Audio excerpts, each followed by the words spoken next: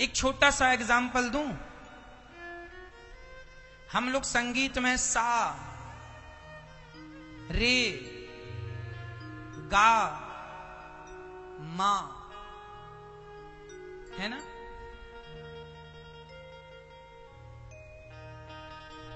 हम लोग संगीत में क्या बोलते हैं? सा, रे, गा,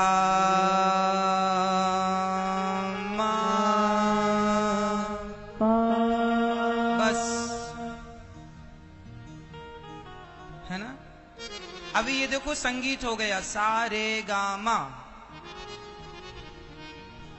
सा रे गा मा। अब जरा इसका अर्थ हम बदल दें, अर्थ बदल देते हैं। सारे गम, क्या हो गया?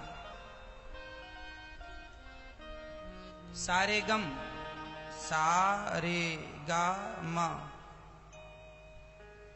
है ना? अभी हमने संगीत में बोला सा रे गा मा, अब इसका अर्थ बदल दिया हमने। कैसे बदल गया? कहने का तरीका बदल गया, तो उसकी मीनिंग बदल गई, उसका अर्थ बदल गया। कोई भी कहे सा रे गा मा पा, तो आपको लगेगा संगीत सीख रहा, पर वही बात कह दी जाए सारे गम, सारे गम हम ही को दोगे, सारे गम ईश्वर ने हमें को दिए हैं, सारे गम लो, वही अक्षर है, कुछ भी नहीं बदला, लेकिन तरीका बदल गया कहने का, तो उसका अर्थ बदल गया। समझ में आया? कुछ लोगों को समझ में नहीं आया होगा। यही चीजें माइनर हैं समझने की। ठीक है, हम आपको दूसरे ढंग से भी समझा देते हैं ताकि सबकी समझ में आ जाए। ये वस्तु मेरी है, यह बहिर्मुखी सोच है, पर यह वस्तु भगवान की है, यह अंतर्मुखी सोच है।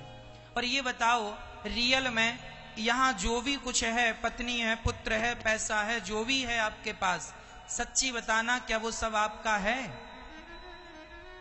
है नहीं ना? जबरदस्ती अपना मान बैठे हो, और जो तुम्हारा नहीं है उसे अपना मानोगे तो कष्ट तो उठाना पड़ेगा, है ना? इसलिए कष्ट से बचना चाहते हो, जीवन में दुखों से बचना चाहते हो, तो कुछ अपना ना मानो। ये मेरा नहीं है, शरीर भी मेरा नहीं है, ये शरीर भी जो है ना, इस पर भी मेरा अधिकार नहीं है। जब इस शरीर पर मेरा अधिकार नहीं, तो मैं पुत्र पर, पत्नी पर बड़ा अधिकार जमाता हूं, ये मेरा है, ये मेरा है, ये मेरा। यही मेरी अज्ञानता है, ना समझी है।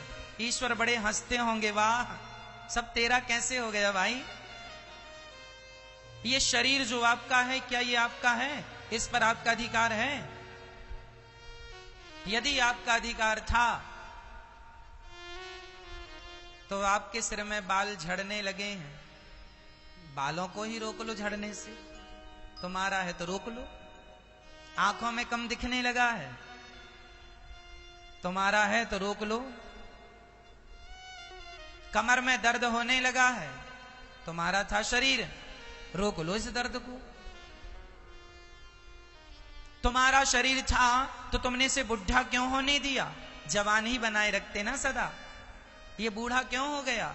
ये शरीर तुम्हारे हिसाब से चल रहा होता तो तुम इसे बुढ़ा ना होने देते, लेकिन तुम्हारा शरीर जिसे तुम जीवन भर कहते रहे मेरा है मेरा है, लेकिन उसका कंट्रोल किसी और के हाथ में है, वो चाह रहा है तो बुढ़ा हो गया। धीरे धीरे चाबियां घूम रही हैं कि नहीं? लड़कपन से जवानी, जवानी से बुढ़ापा। वो कहते रहे मेरा है मेरा है मेरा। तुम्हारा था तो तुम मर क्यों गए? जिंदा रहते अमर हो जाते। सब तुम्हारा था। कहो जी, तुम्हारा था मेरी मां।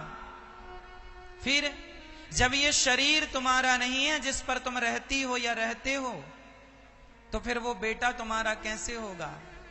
वो पत्नी तुम्हारी कैसे होगी? वो परिवार तुम्हारा कैसे होगा? वो पैसा तुम्हारा कैसे होगा? सारी जिंदगी आदमी अज्ञान में गुजार देता है। जो मेरा था ही नहीं मैं उसे अपना कहता रहा, और जो मेरा था उसे मैंने कभी अधिकार से कहा ही नहीं कि मेरा है। मेरे तो गिरधर गोपाल दूसरो ना कोई, ये मेरे हैं, कृष्ण मेरे हैं, गोविंद मेरो है, गोपाल मेरो है, भगवान मेरे हैं। मैंने उसे नहीं कहा कि ये मेरे हैं, और जो मेरे थे नहीं मैं उनमें दावा ठोकता रहा, ये मेरा, ये मेरा, ये मेरा। यही तुम्हारे दुख का कारण है। जो तुम्हारा है ही नहीं उसे अपना बनाओगे तो दुख तो उठाना पड़ेगा। बता दो मेरी मां, इसलिए कहा करता हूं शरीर पर भी इतना मोह ममता ना रखना। ये शरीर भी किराए का है, इसे भी एक दिन छोड़ के रवानगी लेनी पड़ेगी। ये सब धरा रह जाएगा। तुम्हारी दौलत तो छोड़ दो, तुम्हारा शरीर धरा रह जाएगा। पता नहीं फिर भी लोग झगड़ा कर लेते हैं, ये मेरा है, मेरा। तेरा बाप भी यही कहता था ये मेरा है, वो भी खाली हाथ ही गए। तेरे दादा भी कहते थे ये मेरा है, वो भी खाली हाथ गए, तू भी कह रहा मेरा है। ये अज्ञान तुम्हारा परंपरागत चला आ रहा है, ये अज्ञान तुम्हारा मिटा ही नहीं। बाप दादों से तुम्हारा अज्ञान चला आ रहा है, तुम्हारा मोह चला आ रहा है। इसीलिए कहता हूं इस मोह की कड़ी को काट दो, इस अज्ञानता को काट दो और ज्ञानी हो जाओ। आद्य शंकराचार्य जी कहते हैं जन्म और मृत्यु के चक्र से बचना है तो भज गोविंदम, भज गोविंदम, गोविंदम भज। मूढ़ मते, ऐ मूढ़, ऐ अज्ञानी, तू कब भगवान की शरण में आएगा? तू कब पहचानेगा कि मैं कौन हूं? अपने आप को पहचान लेना ही अंतर्मुखी है, और अपने आप को ना पहचानना ही बहिर्मुखी है। ये समझो अंतर्मुखी और बहिर्मुखी की परिभाषाएं। बहुत बड़ी परिभाषा है अंतर्मुखी बहिर्मुखी की। मैं इस परिभाषाओं को बोलता रहूं तो पूरा समय बीत जाएगा। परिभाषाएं लंबी हैं, आध्यात्म विषय है। बस इतना समझो मेरी मां कि एक आदमी ट्रेन में बैठा था, उसके सामने की सीट में एक बहुत बड़ा बक्सा रखा हुआ था, पेटी रखी थी। ट्रेन V4 स्टेशन में पहुंच गई, सारे यात्री उतर गए, पर ये आदमी उतरा नहीं। इसने देखा कि सामने की सीट में एक बक्सा रखा है, सब ने अपना अपना सामान उतार लिया। ये बढ़िया सी पेटी जो है, बक्सा जो है, इसमें जरूर कोई माल होगा। तो उसको लगा कोई नहीं उतारा, हम उतार लेते हैं। इसकी नीयत बिगड़ गई और उसने उस बक्से को उतारा और रेलवे स्टेशन से जब जाने लगा तो पुलिस आ गई। पुलिस ने कहा भाई ये बक्सा किसका है? बोला मेरा है। पुलिस ने कहा तेरा है तो जरा हमें खोल के दिखाओ, हमें कुछ संदेह है, सूचना आई है कि कोई खतरा है, जरा इसको खोलो। अब उसके पास चाबी तो थी नहीं क्योंकि वो उसका था ही नहीं। पुलिस कह रही है तेरा है? हाँ हाँ मेरा है। चाबी कहां? बोले चाबी चोर ले गए, ट्रेन में चोरी हो गई। अच्छा देखो खुद ने चोरी की और कह रहा चोरी हो गई। पुलिस ने ताला तोड़ा और जब ताला तोड़ा तो क्या मिला? उस बक्से के अंदर मरा हुआ आदमी, उसके कटे हुए अंग पड़े थे। अब पुलिस ने जो लाठियां बरसाई, तेरा, अब कहता मेरा नहीं है, मेरा नहीं है। नहीं मेरा नहीं था, वो बक्सा पड़ा था, मैं उठा लिया। पुलिस ने कहा झूठ बोलता, और दिया। जेल जाना पड़ा, उम्र कैद की सजा मिल गई। कौन मानेगा कि तेरा नहीं? अभी कह रहा था मेरा है, अभी कह रहा था मेरा है।